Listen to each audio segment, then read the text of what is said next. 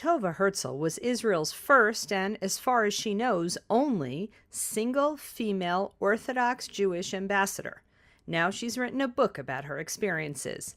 I was Israel's first ambassador to these countries which were newly independent, and a big issue, I'm just trying to find a funny angle to this, but a big topic that I had dealt with was they were newly freed from the Soviet occupation, and they felt as victims.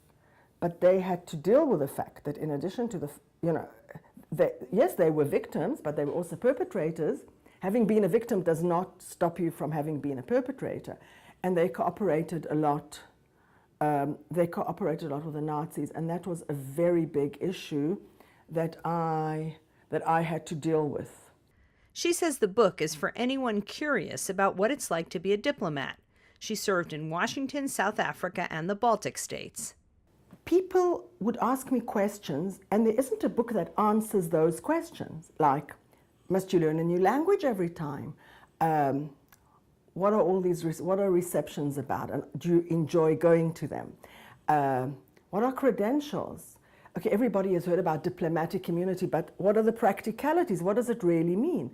And somehow the Memorites was a very weird experience. They bunched around subjects, and I said, nobody's written that book. I am going to write that book. Herzl also recounts funny moments, such as when she accompanied one of the first Hungarian delegations to Israel. I speak kitchen Hungarian. Well, it turns out that béke is peace and béka is frog.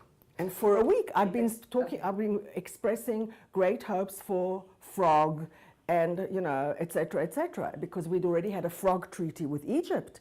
But, we didn't have frog treaties with anybody else, and they didn't say anything. Herzl's now embarking on a new career and is a first-year law student in Jerusalem. For the Media Line, I'm Linda Gradstein in Jerusalem.